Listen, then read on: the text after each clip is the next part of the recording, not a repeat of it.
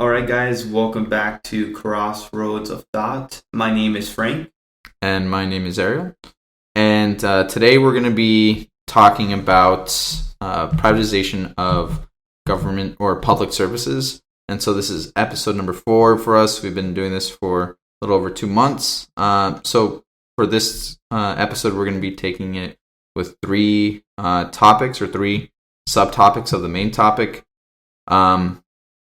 But the first 2 are going to be on topic, while the last one is going to be a little different.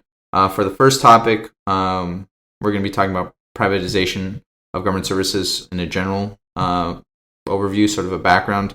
We'll be discussing USPS, United States Postal Service, Social Security, and then we ask, should these be privatized, and what are the advantages versus disadvantages of private versus publicly funded institutions?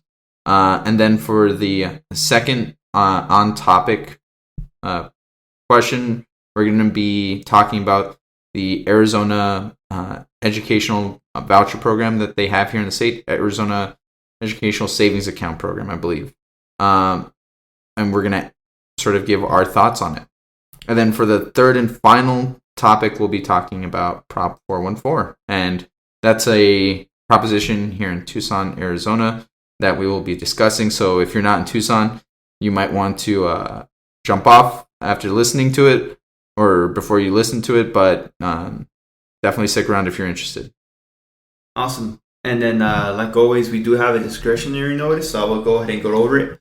So the views and opinions expressed in this podcast are solely those of the hosts and guests and do not reflect the views, policies, or positions of any organization, company, or employer you may be affiliated with. The content is for informational and entertainment purposes only and should not be considered professional or legal advice. Listener discretion is advised. Okay, so starting for the first topic of sort of getting a background of privatization in public services, I went ahead and focused a bit on USPS for a little while and Social Security program. So I'll just go ahead and get started here. USPS is a government agency that provides mailing services to those across the United States. Social Security is a government program where workers pay a Social Security tax that is then put into a trust. That trust is then used to pay current beneficiaries who's paid into the system when they were workers. The amount you received is based on how much you contributed during your time as a worker. The USPS goes ahead and competes with other mail carriers like FedEx and UPS. In recent years, USPS has been under scrutiny for its lack of profitability and a shift in mindset where many individuals trust private companies more to provide services more reliably and at a lower cost. I would like to address the losses of USPS for a minute. In 2006, USPS had a $900 million net income. And in that year, Congress passed a bill requiring the agency to prepay health care benefits for retirees on a 50-year schedule, requiring that they set aside $5 billion for 10 years. No other agency has this restriction, so this is kind of unique to USPS. In addition, Congress placed caps on major products like first-class mail in their 2020 to 2024 strategy plan. They approximated that this 2006 bill is responsible for 74% of its cumulative net losses in the last 13 years. So this was in their 2020 to 2024 strategy plan. This is all to say that they may very well have remained profitable during that time, but because of those additional costs, that might have inhibited how much, if they were able to remain profitable. For me, I think what's concerning is, or what they go ahead and do, the USPS and government as a whole, and one of its purposes is to provide access to all, or at least creating that equity. That's the service, that's the idea of, or at least that's one of the things that the United States government should be doing. So to me, it makes sense that there is a combination of both public and private institutions that are competing. I think without it, a lot of people in rural areas would have to be paying a higher cost to go ahead and deliver mail through UPS or FedEx.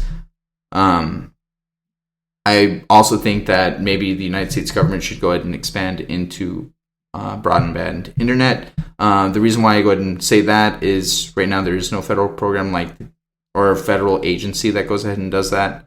For example, like I was just looking, and for internet, there's 22 million houses. Like the SEC went ahead and did this search, and the FCC found that there were 22 million individuals out there, or individual people who don't have access to broadband internet. As in, if they wanted to, they couldn't pay for it because there's no service out there. And I think that the United States government could come in and go ahead and provide such costs, because companies just aren't interested in doing business there. And I think that there's a role for these public institutions to play. And that's where I'll go ahead and end. All right, guys. So for me, I did some research regarding this topic. So specifically for the privatization of government services, I only focus mostly on just the USPS. So for some background, so what is USPS? So from what I was able to find, the USPS is an independent agency of the U.S. federal government responsible for providing mail and package delivery services across the country. With that, I mean, there's more that they do expanded within that.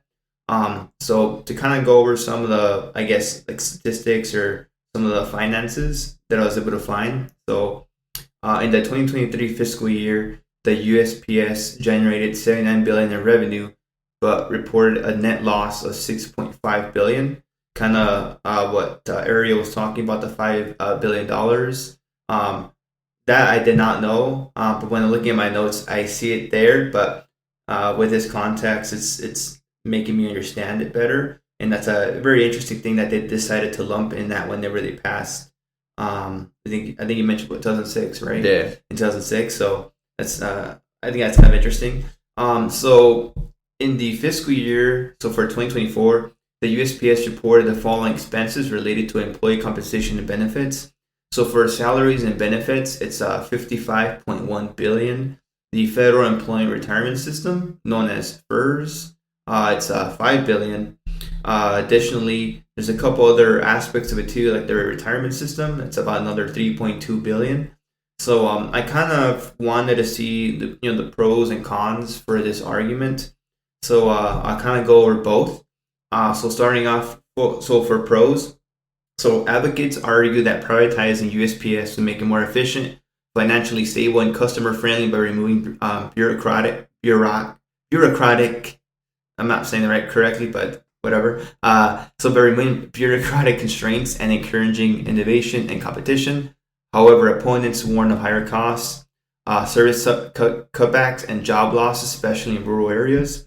So a bit more specific. So the USPS, they operate under strict government regulations that can slow decision-making and prevent cost-saving measures.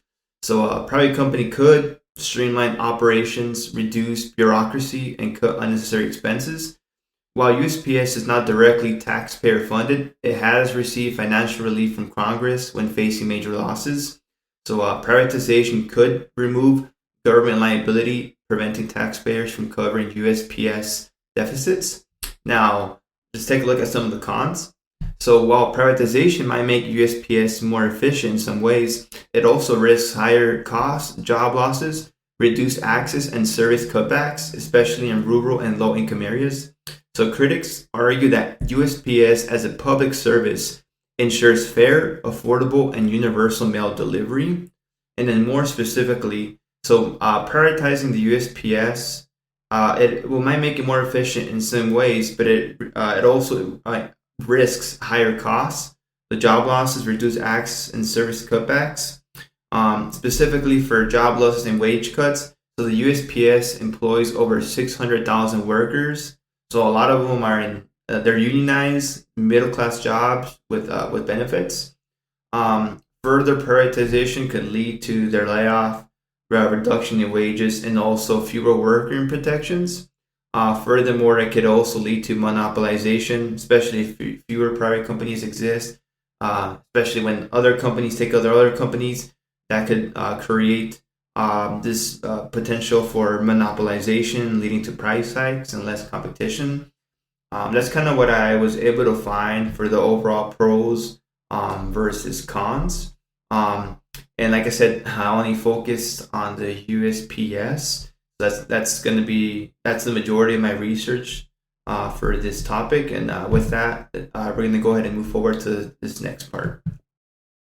Okay, guys. So we just finished up, I guess, Ariel's part, and I also finished just my part, and then this is obviously the part conversation part. Yeah, exactly. So, what do you think overall? Like, what are your thoughts overall? So, I think one of the things that was sort of the focus of when I was like making my argument, or at least I was trying to figure out like what's the point of this for me, and I was sort of battling about it throughout the week. I think to me, what makes sense is a combination of private companies sort of battling with each other, but at the same time having a government funded that, like the USPS, is usually self-funded, but because of losses, the Congress does come in and subsidize it. I think from my perspective, it makes a lot of sense to go ahead and get have that competition between government and private companies. So you're thinking kind of like a hybrid approach as far as yeah. I was kind of thinking of that too. Like I feel like with certain elements of privatization, like that could benefit bringing into this, but part of me is also like how exactly would you implement that, especially with if you want to have like a like modernization plan or like change certain things. I can see how like on the aspect of the bureaucracy, like having like how are you going to enforce or like I can see that becoming a potential obstacle, especially sort of like spending more money to go ahead and get the government backed agency to go ahead and become more modern. That's what you're talking about? Yeah, pretty much. Maybe for them to invest a little bit more in the technologies, or to kind of like just taking a page off of like the other privatized companies that are out there, like taking a play out of their playbook, I guess. Yeah. So I wondered that too. Yeah. But how'd you feel about the whole like losses? I know at least the one. The losses. 6.5 billion loss. It's concerning, but part of me also I think part of it is sort of, it's kind of expected when you're trying to create access for everybody. There's going to be losses that come with it. I'm sure that they can go ahead and try to minimize those losses as much as possible, but they part of my understanding was they went ahead and capped prices to go ahead and, well, I'm not sure what the purpose of the caps were, but I do know that for certain functions that you're doing, like USPS is one of the most affordable ways to do it. I went ahead and did sort of a experiment, and I went ahead and used FedEx, and then I used USPS. I went ahead and used my parents' home, like they're in like a rural area, so I went ahead and like delivered a package out to another rural house in Chicago, or not in Chicago, but in Illinois. And the cost for 4-day business shipping, Monday it leaves to Friday, it was like $20. And then the same one with FedEx, it was faster. It was going to get there a day before, but it was $60. That's a huge difference, like in price for someone. Like it creates access. So I guess from my perspective, like it makes sense, but definitely it makes sense that there's so much loss if they're capped at how much they can charge.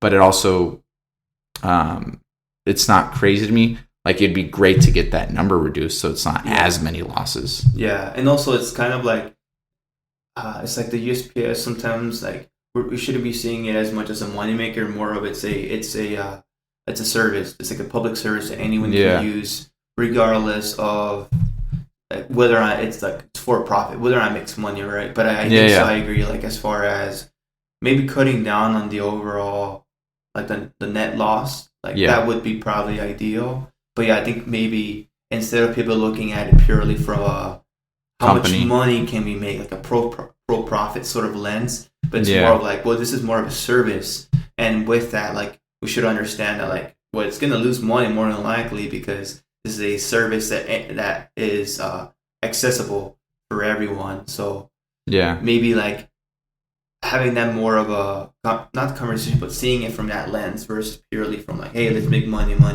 you know? Yeah. So like one of the examples that I had seen was like they'll go ahead and deliver to native tribes down in the Grand Canyon.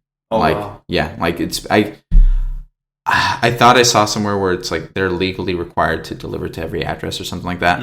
With there are exceptions for like if it's not accessible by road or something like that. But at the same time they're delivering mail down to the Grand Canyon and stuff like that. Like that's crazy. I wonder if like maybe like with the whole USPS, maybe they can look into like, okay, what's the majority of their business? Like let's say like 75%, right? 75% of the business is actually people going into the offices for like services, right? It may be like focusing more on that market and see how they can improve, and then maybe not it becoming a niche, but like they focus on that and see how streamlined they can do it, and maybe with that they can kind of cut costs and some of the other stuff.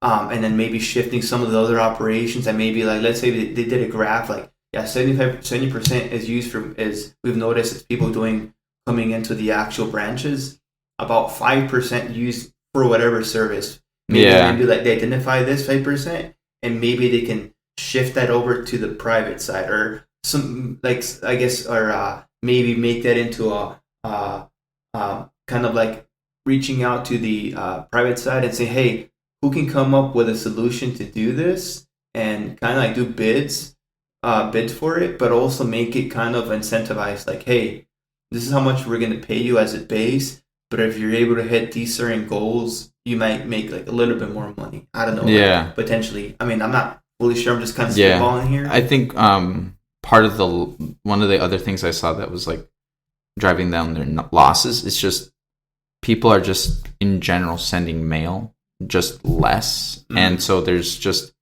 a decline in usage, and with that it's affecting them pretty heavily. So that was one of the things I saw. So then it sounds like you're not it seems like we're both in agreement there's like a hybrid approach can sort of be maybe not best practice, but it's a decent way to go ahead and provide services at a low cost. Yeah, I think like you said, a hybrid approach I think would be the most practical solution. Yeah. But actually that implementing, I mean, at the end of the day, who's like making the decisions is really important. Yeah. So I guess we'll see what ends up happening. I mean, hopefully they're able to come up with something versus, I know this is always like a point that has happened, especially like in the last 10 years, like the USPS, but nothing really happens, at least from what I can remember. So I did want to, since we're still on the topic, so do you think it makes sense to have a federal like internet program or federal internet agency? Because to me, like, it kind of makes sense. Well, I know there is like certain, so if you live in low income, I don't know how they identify it, but if you live in like low income neighborhoods, you get like a credit from the companies. Like for example, when I lived in short time in Florida, I moved to this apartment complex, and when I was moving in, I got Cox, as my internet service provider, and I noticed that there's like a subsidy fund. I qualified for like, I think it was $30 off. Yep. And it was like I think my bill, I picked one of the cheapest ones. It was like $50 a month. So that dropped to $20 per month. I'm like, whoa, you know. So I took advantage of that because I guess I qualified just because I lived kind of like in that area, which is a different story. But, so I feel like in a way, I think that there is incentive. I don't know across the nation. I'm not sure about that, but at least in Florida, in that part, I think that's good. I don't know about making it a federal thing. Like You don't want a U.S. IPS? yeah, I don't know. I I mean, guess everyone hates IPSs already, right? Like, or ISPs. my bad. You're right. ISPs. Nobody likes Comcast. No one likes CenturyLink. No one likes Mediacom or like Verizon or anything like that. Mhm. Let's see what some United States ISPs look like, or at least one federal one. Well, don't you think like an issue with the fact with these other ISPs, the ones that people don't like, but don't you think that's kind of too more into like? Would it be fair to say there's a little bit of Monopolization. yeah, how do you say that word again? Monopolization. Monopolization. Yeah, I agree with that. So that's kind of like I think that's kind of the issue of like so a lot of times these other ISPs do come out, but then they just get bought out from another company, Yeah, and I feel like I could see the potential benefit of having a kind of like a government funded one, but at the same time, it's kind of like I don't know. Are we gonna face another issue of like kind of like the USPS is having a net loss? But then again, what's as important is the perspective. Like, are we looking this as a resource that's going to be publicly available for everyone? Like, which way are we looking at? yeah. And I guess in my head is with my little example of the Florida about that $30 credit. I think that makes it made it very affordable. I mean, that was just $20 a month. That made it very affordable. That option already exists, at least there. So maybe something along those lines, I would be more on board versus creating like a brand new like ISP. And I guess I don't have the most optimistic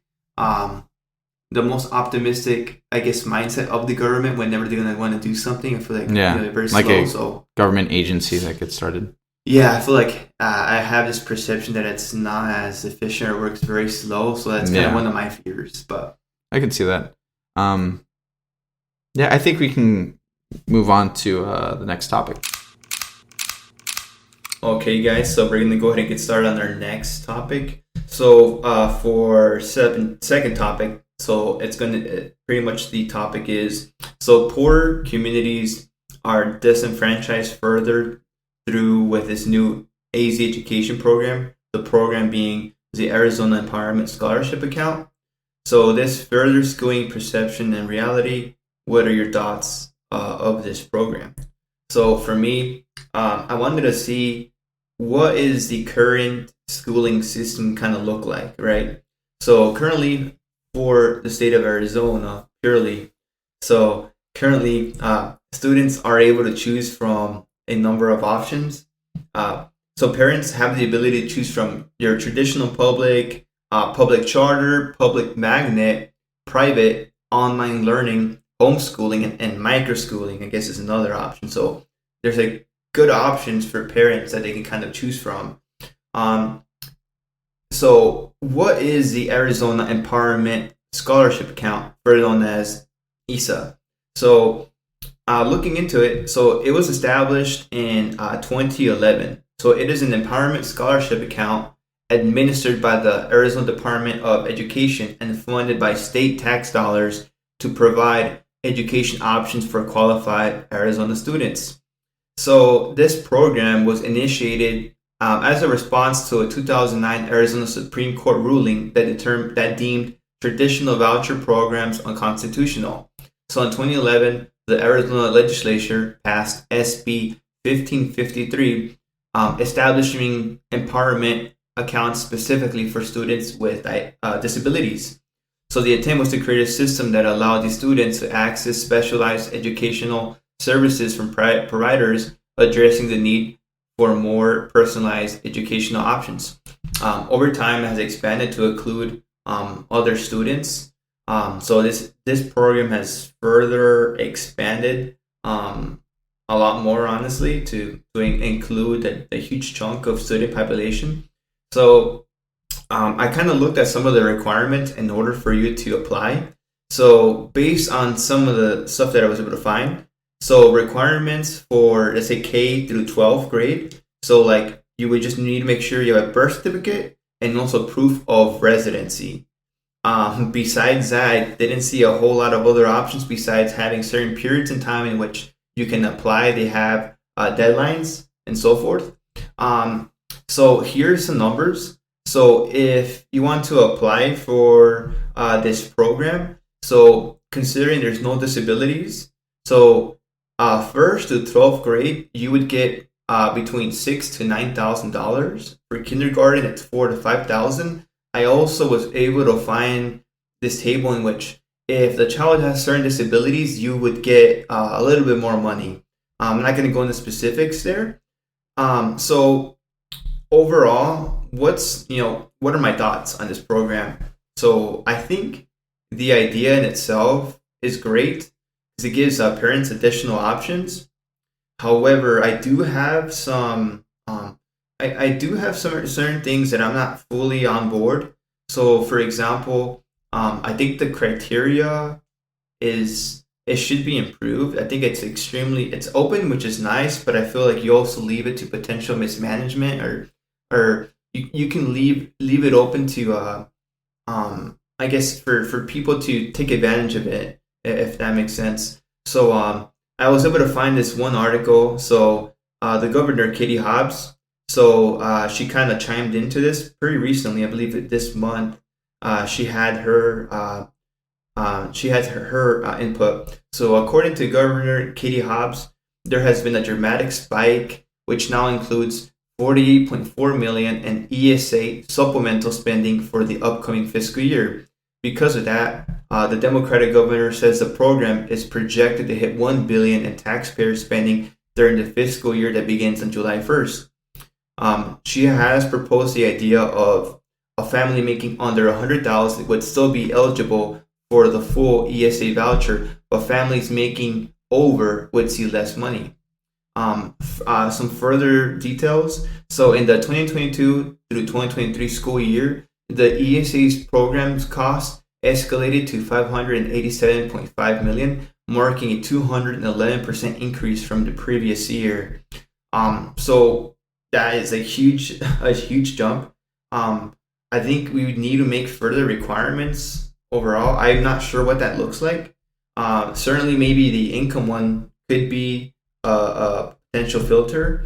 I guess, and this is a part that I didn't put as much research in that maybe I should. So my other questions with this is, so what's the data concerning how our students performing who go through this route? Like how are the students doing? Are they getting I guess, how do they test, especially if they were do standardized testing? How do they look like compared to a student who went through the public magnet school? So I kind of would want to know some of that data just to see, in my mind, to justify this further. I did read about there's high satisfaction rates for parents concerning this program. But again, I go back to how are the students performing? I would want to know some of that data. I did read about some cases in which there were some people who were taking advantage of this. I think I saw one in which some people were claiming they're applying for this, and somehow they got approved for kids that they didn't even have, but they were getting money. I believe I saw this one case. They were charged. I'm not sure the exact charge, but it was $110,000 that they got from the government, and they were taking advantage of this. So I think further requirements are needed.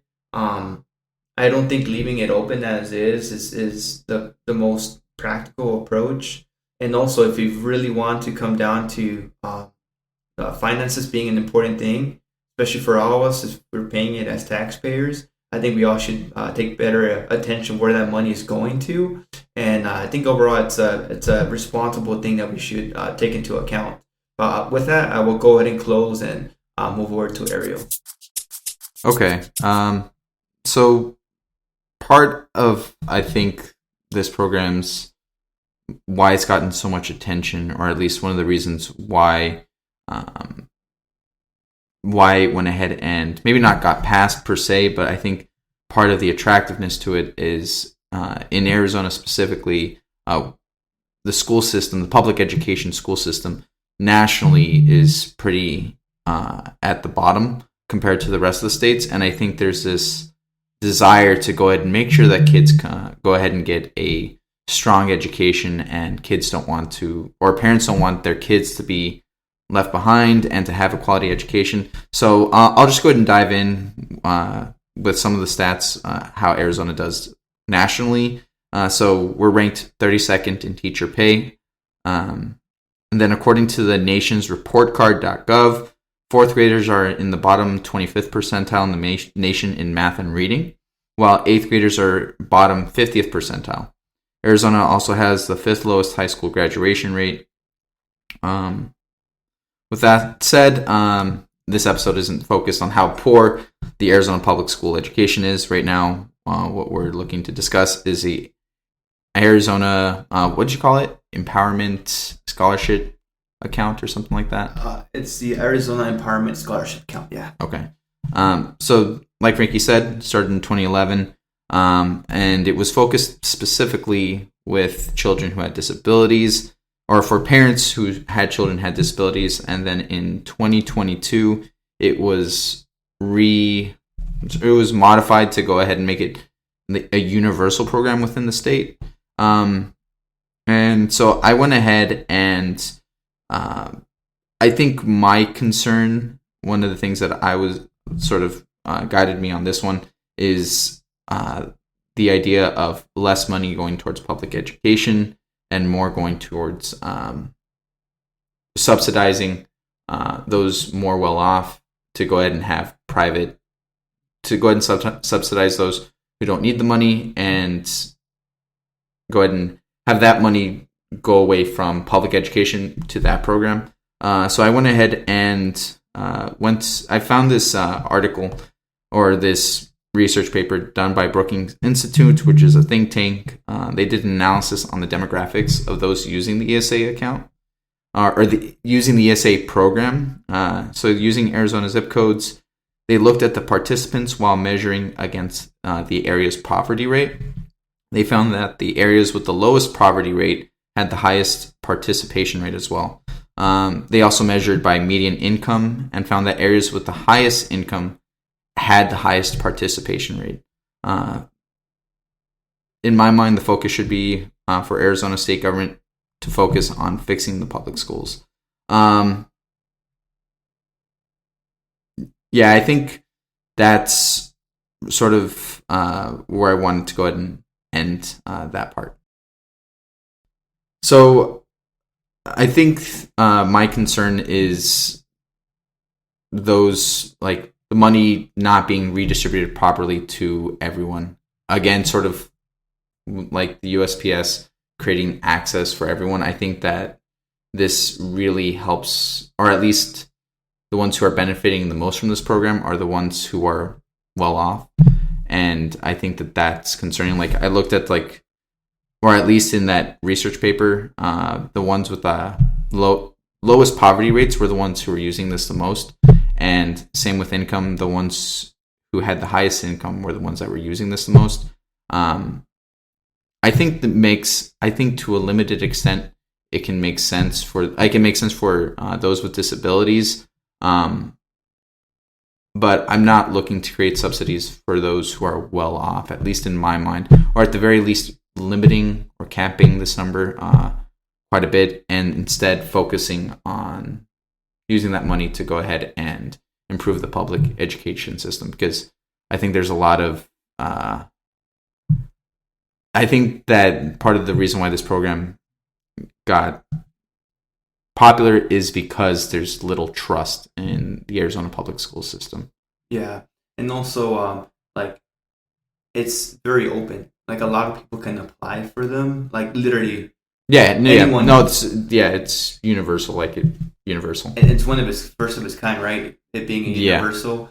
So, I think it's awesome, but also like, I was reading also some articles in which, like, some more of the wealthier families, they were using it to do, like, expensive driving license, ski lessons. Like, they were applying it it was very loose, very liberally applied on what's educational. Exactly. And it's just kind of like, man, I think maybe further refining that, especially considering there's a huge uptick in people using this.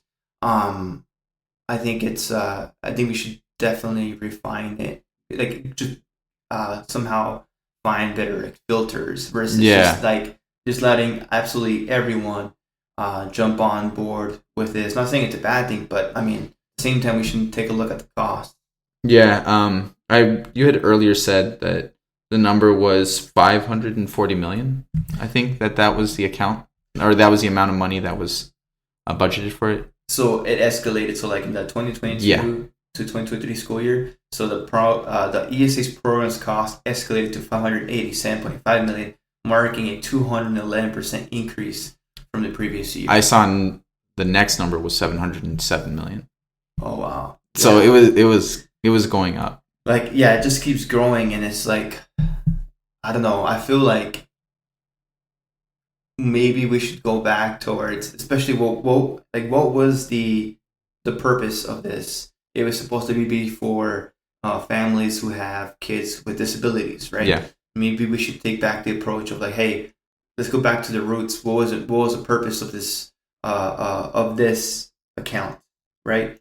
It was basically for that purpose. So maybe going back to that and maybe adding maybe a little bit more refinement, maybe or accessibility wise, maybe we might make it more accessible for families who are, let's say, like making less than $40,000. And when you mean by access, you mean sort of creating based on their income level, providing more money to them, or I guess that they qualify for this. Yeah. So like basically refining it now as far as like, okay, we're gonna go back and change it to what the main purpose was for disability, but also we are gonna allow for this to apply for certain families, but income level being one of them, and maybe the threshold is if overall at a household, if you make less than $40,000, you can apply for this, and you're gonna get a certain amount.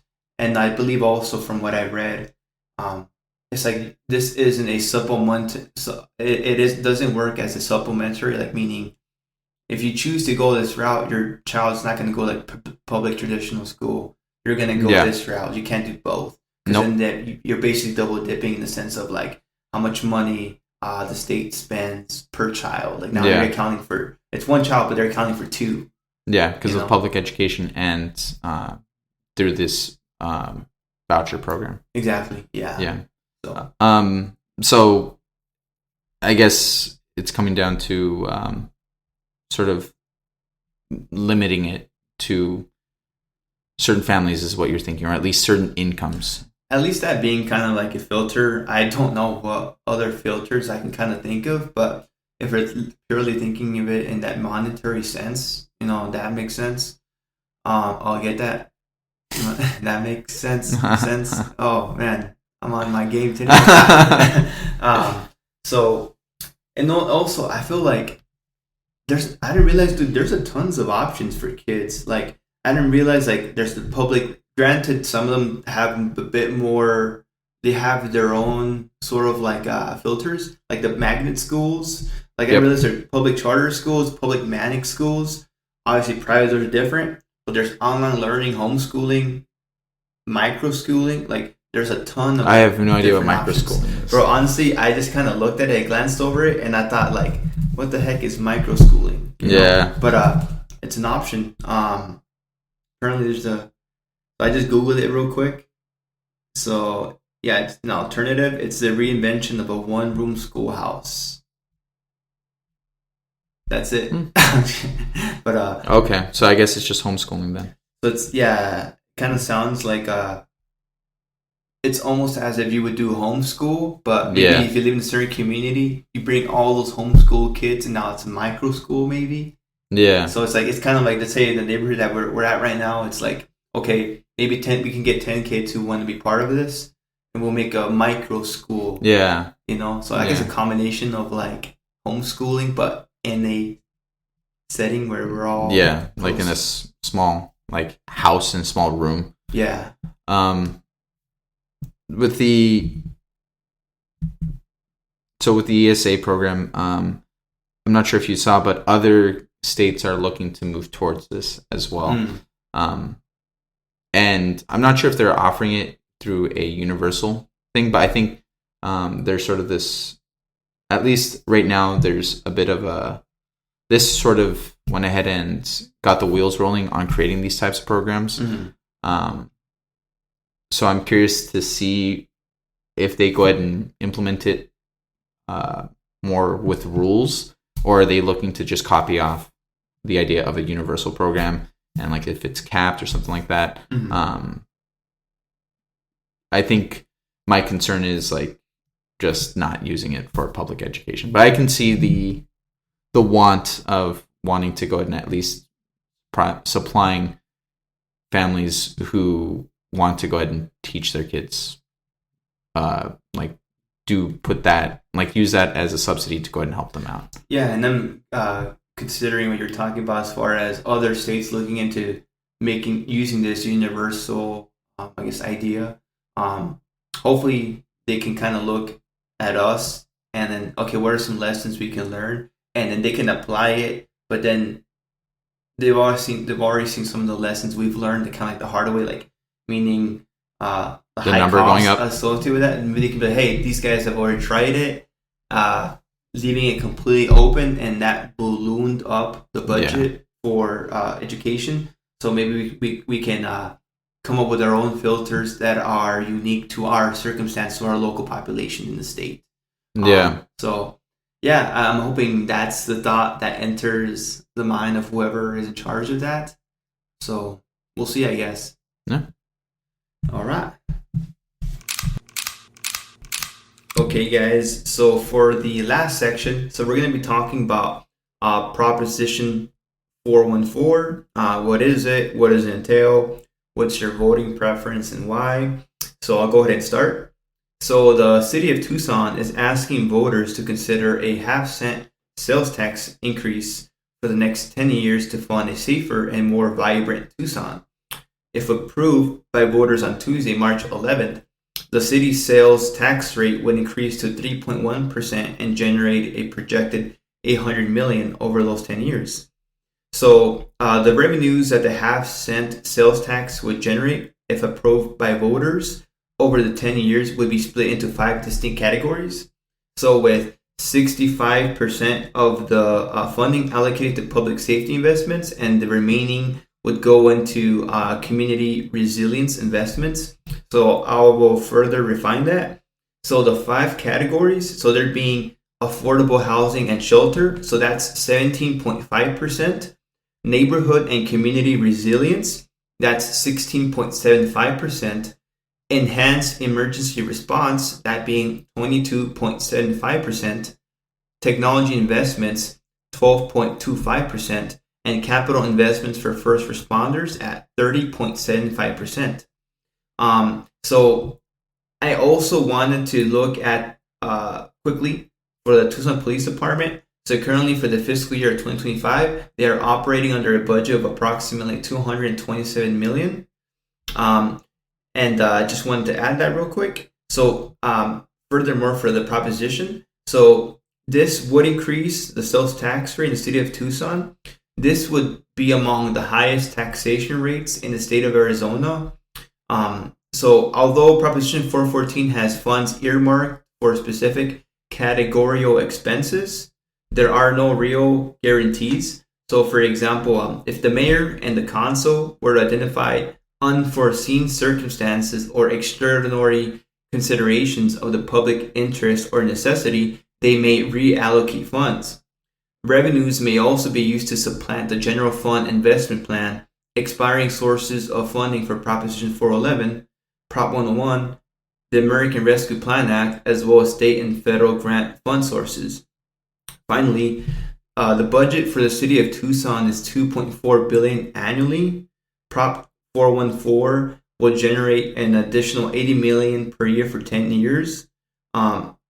So with that being said, a good part of this, basically what I've kind of been saying the last couple of pieces, there is a certain tone that I'm kind of coming off with, So my kind of take on this is I would vote no, considering that the increase of taxes is kind of a thing in which if we increase it, does that mean we're going to go back to the previous rate whenever this ends? So that's kind of my my take on it.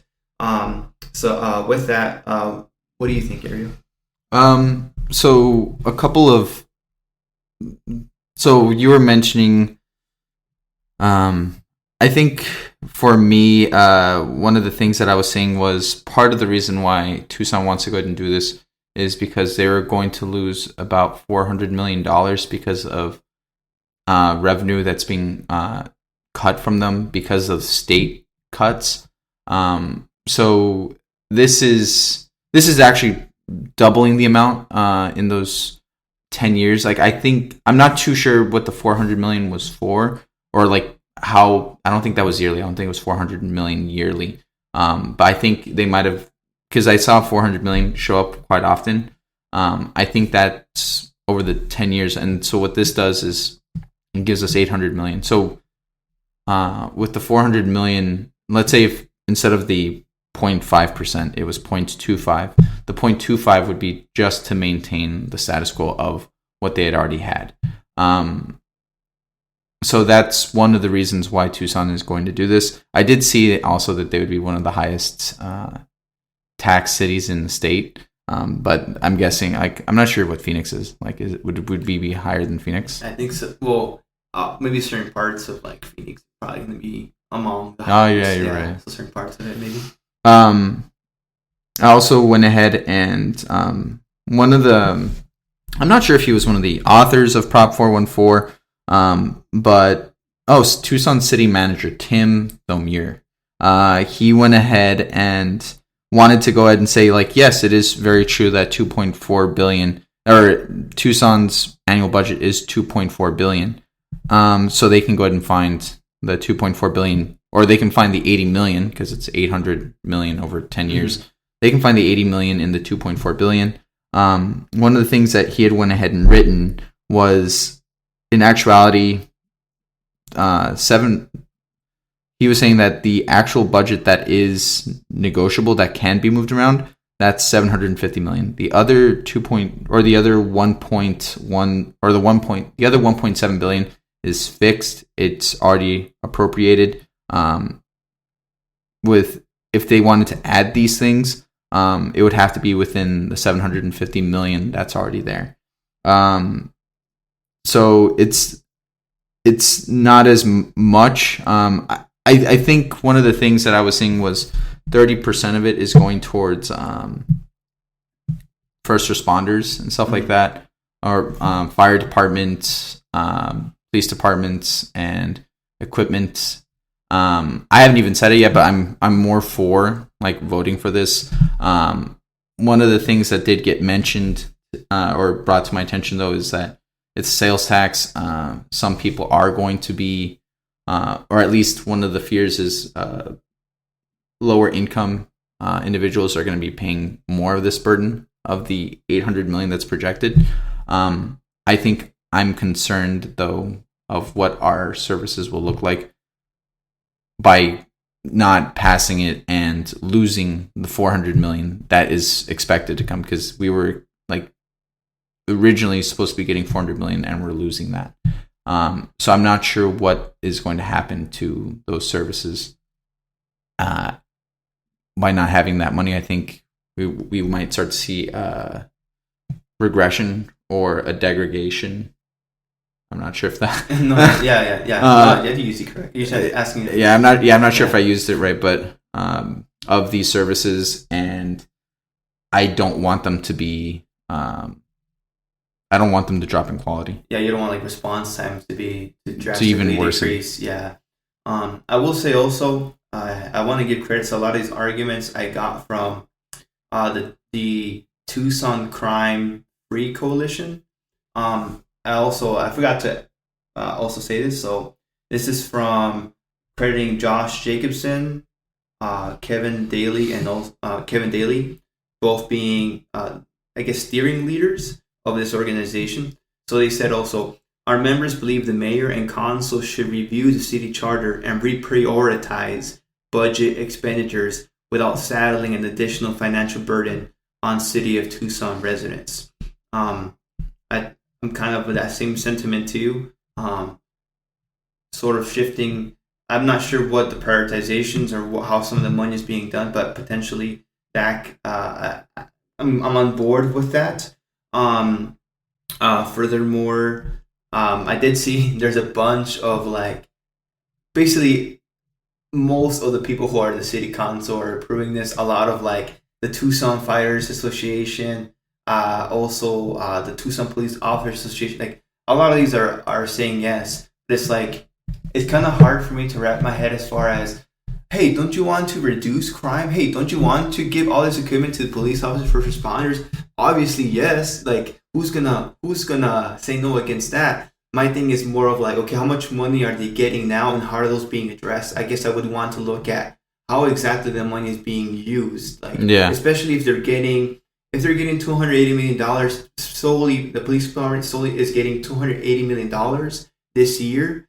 That's a lot of money just for Tucson. Yeah. So how is that money being used? It might be one of the, well, thing is, like, at this point we're just talking about hypotheticals. I don't really know. I'm guessing that 200 might be just specifically retirement plans, pension plans. That might be set amount. But I'm not too sure. Like, those are valid questions.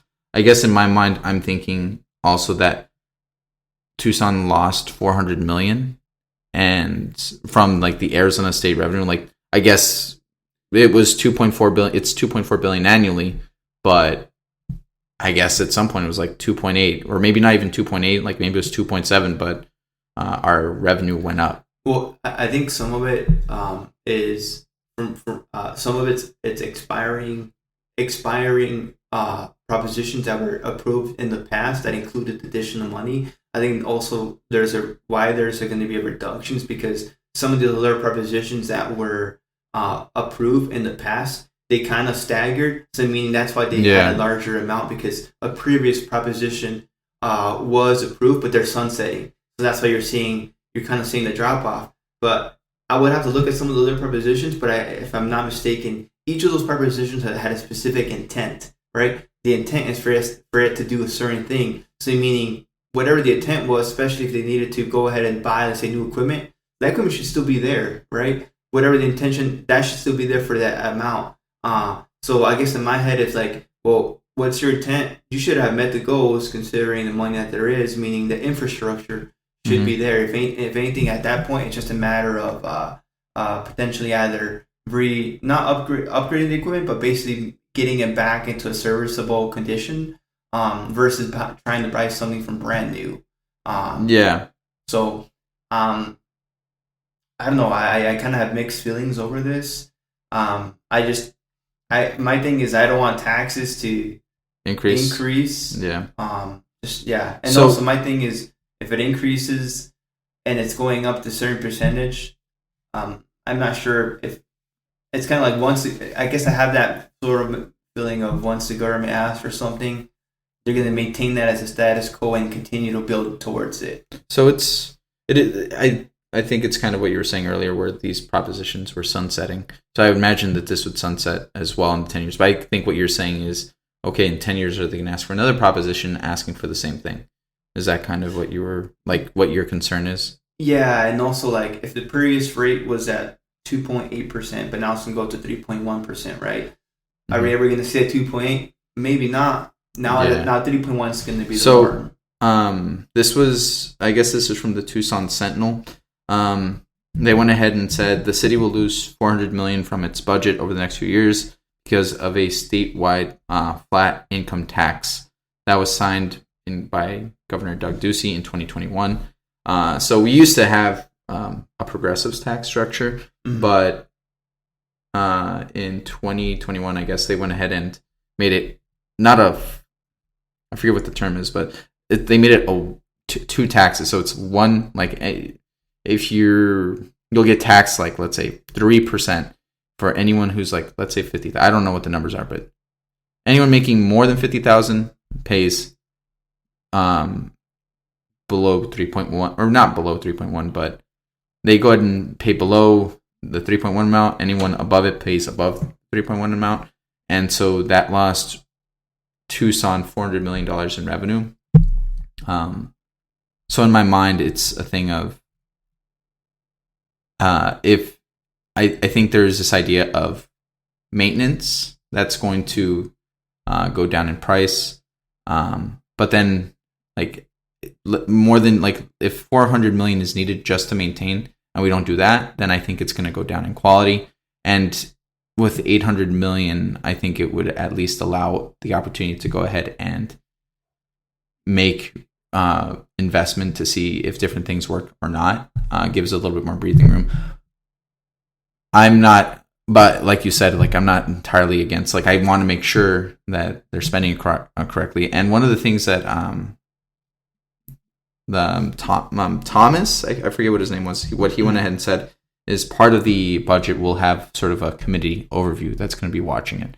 Now, do you trust those in the committee? That's a whole other question. But there's going to be there's going to be a panel or a group of people overviewing the budget and making sure. And those percentages, as you were saying, are fixed, and they're like money isn't going to be reallocated once it starts getting spent. And then also, I want to add, like from that argument that I read. So this is a very specific piece. I think it's important. So it says if the mayor and council identify unforeseen circumstances or extraordinary considerations of the public interest or necessity, they may reallocate funds. Oh, so good to know. So that's where I'm like, okay, what does that mean? So it's not so based off of that, if the mayor and the council they identify this in their agreement, they can kind of shift those funds to where, I see. So that's kind of my issue too.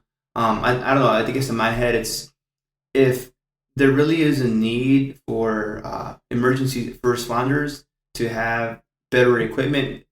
Why not have more of a, instead of lumping all these other things that are part of it, some of it's like housing, some of it's technology investments. Why not just have one that's specifically a proposition that solely focuses on the first responder aspect versus lumping other aspects of it too?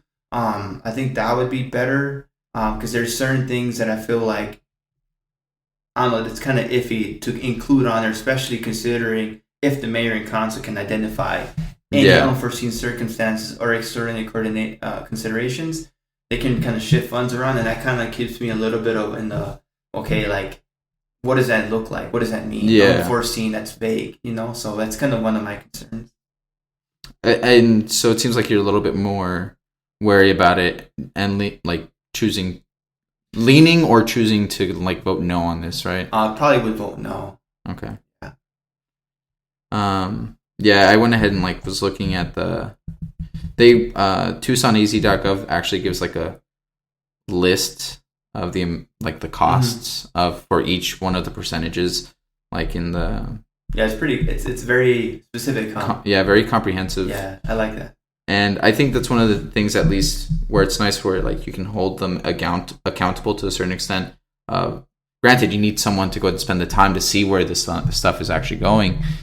And doing the research, but at least what I do appreciate is they sort of have like an itemized list of things that they want to go ahead and do, which is nice. Which is nice. It's not just broad. Like that's the one thing I like too. Like certain amount of money is going to be spent on PPE, like the protective equipment. Certain amount is going to be spent like getting new cars, like new vehicles. It's very specific. Body cameras. Yeah, so that's what I did like. They are very specific. So that kind of, in a way, it does give me hope in the sense like they are paying attention. I'm just wary of the aspect of basically if something were to happen, the mayor and the council can pretty much override it. Yeah, and instead put that money on something else. Yeah. Also, if it's cool with you, I also want to go over who supports it and who is against it. Yeah, for sure. Groups. So who supports it? So, major funding for the Yes on Prop 414 campaign came from the Tucson Police Officers Association and the Tucson Firefighters Association. Also, some other supporters include Mayor Regina Romero and members of the Tucson City Council, groups that represent police professionals. So the Tucson Police Command Association, the Combined Law Enforcement Association of Arizona, groups that represent firefighters and other first responders, including Professional Firefighters of Arizona and the Tucson Firefighters Association. Also, some social service agencies, including Old Pueblo Community Services and IMU 360. So who's against it? So the Tucson Metro Chamber of Commerce, also the Tucson Association of Realtors and the Arizona Multi-Housing Association. Furthermore, there's a coalition of mutual aid groups, including Community Care Tucson, Amfi Liberation Mutual Aid, Gatorade Tucson, and the Tucson Tenants Union have also opposed. And some other opponents, the Tucson Crime Free Coalition, the Pima County Republican Party, Green Party of Pima County, and the Tucson branch of the Democratic Socialists of America. Yeah, so, they went ahead and they went ahead and created a unifying bill or a proposition where both left, right, and middle don't like it. That's pretty rare. And it's all over. It's kind of like out over the board too, which is kind of like it's crazy. Yeah, who are for, who are against. But I do want to just add that so the listeners can see some of the different groups that are involved. So one of the things to pick up back off of the people who were against it, I saw one of the reasonings why the Tucson Metro Chambers, right, or Commerce, they went ahead and I was reading one of the newspaper articles. What they were saying is there was concern because they have a proposition that's set to come in next year because their funding is going to be lost next year. And I think so part of the maybe not part of their intent, but sort of like the thought process might be it's like, and one of the things that the article says is, will their proposition get passed? How likely are Tucsonans to go ahead and increase taxes by 0.5% this year and then go ahead and increase sales tax again next year when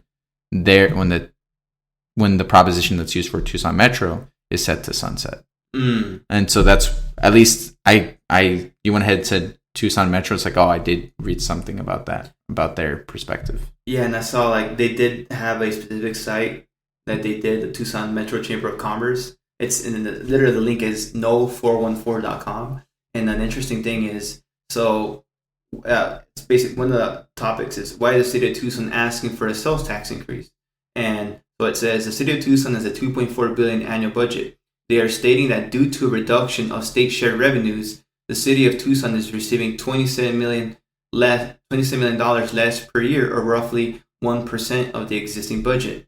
Their solution, without performing an analysis to prioritize budget spending, is to tax residents an additional $80 million per year. So to kind of resonate with that, it's just like, I understand based on this proposition with it, they're probably looking to expand certain things, which I can kind of see. And you mentioned it earlier as far as it's just to keep up with a certain amount of service. If we're going to buy that. It does more than that. Like, I'm not trying to say it doesn't. I'm just saying that if it doesn't get passed, they lose part of the revenue. They lose about $400 million in revenue. And it seems like you said $27 million? It's $27 million per year. Yeah, I wonder, because in the Tucson Sentinel, it went ahead and said $400 million, but I don't know. Like, maybe that's over the course of 12 years or something like that. Yeah, and I think it's also considering that there's overlap of certain propositions that have expired over time. I think I have the website open in which certain ones pretty much are expiring. Yeah. I think I have it open here. I know I just looked at it right now. Actually, if you are planning on voting on this proposition, it's set to its deadline is actually March 11th, so that's 2 days from now, so up until Tuesday, and it's mail-in ballot only, so make sure to go ahead and get those submitted. But it seems like you went ahead and found what you were looking for. Yeah, real quick. So what about previous city sales tax we voted on? So in 2022, Tucson voters approved Proposition 411, which extended the existing sales tax, and so not a tax increase to help pay for street repair and street safety projects. So that passed. And 2017, Prop 101, a half-cent sales tax to pay for public safety and road improvements. So that expired in 2022, and it was replaced by Prop 411. And then in 2017, voters approved Prop 203, which raised sales tax by 0.1% to fund the Reed Park Zoo. So that one did pass. So to kind of go over some of the existing ones, but it looks like the 2022 one that I guess replaced Prop 111, which expired in 2022. Yeah, which sounds like, but it sounds like these were just additions. These were just separate things, and they had very specific. They had very specific intents. So I don't know if they were using some of that money to kind of help with the street safety projects. That sounds maybe some sort of like some of the first responders can go into it too. Oh, you think so? Like street safety projects. Oh, yeah, I could see that. You're talking about like the little cameras or the little lights that flicker when an ambulance is passing through? Yeah, like I can see that. I can see some of those funds being diverted into then giving it to law enforcement or for first responders in general, because it's street safety projects. So in my mind, street safety, that just reminds me of like law enforcement. Yeah, so, and that was that was a 1% increase. Excuse me. So that was an extended. So that extended a existing sales tax. So that just extending it. The one that was in 2017, that one was an increase of 0.1%. Yeah. So which I know doesn't sound like a lot, you know. But anyway, that's some good information. To bring up. Oh, also, considering the sales tax increase, so if this were to go through, so we would have a higher sales tax than Gilbert, Phoenix, Mesa, Flagstaff, and Scottsdale. Damn. So we would have a higher rate than all those other cities in Gilbert, Phoenix, Mesa, Flagstaff, and Scottsdale. Even right now, we're already higher than Gilbert, Phoenix, Mesa, Flagstaff, Scottsdale. So this would further increase. That would put us at a higher lead. But whether or not that's something to be proud of, that is a different question. I think it's more of a thing of like, what are our needs? At least that's the way I think about it. But I hear you. It's concerning for sure. I think it's a thing of, from my perspective, it's just how much do we need it? And we'll see. Like, I'm not too sure how much we need it, but Tucson City Council is saying like we need it. Otherwise, things will sort of go downhill. Yeah. So, yeah, we'll see, man. We'll see overall. But with that, you want to wrap it up? Yeah, we'll go ahead and wrap it up. So I guess sounds like you're okay with having a police officer in every corner, huh? Police officer every corner. Let's go ahead and make sure that... police officer in every corner, a fireman in every corner. Yeah. So that way the response time is like seconds. Less than seconds. Every corner, it's got to be milliseconds. That's what I'm talking about. Or how about we, every month, different household gets to adopt a policeman, so they can go ahead and live in your household. So that way, like, every community or every neighborhood has a police officer resource, and they get to live inside your home for like a month. It seems like a good program. You get to go ahead and get involved with the community. Yeah, that's one of the things, right? Police officers don't seem to be connected to the community as much anymore, or at least there's that stigma. So this will go ahead and help that out. I wonder if that would apply for the whole quartering of troops. Like, that is the National Guard. Oh, the National Guard. Oh, that is something different. But yeah, it's interesting. But yeah, we'll see what happens, man. But we'll see. With that, we'll end this episode. Yeah. So we'll signing off. Next time.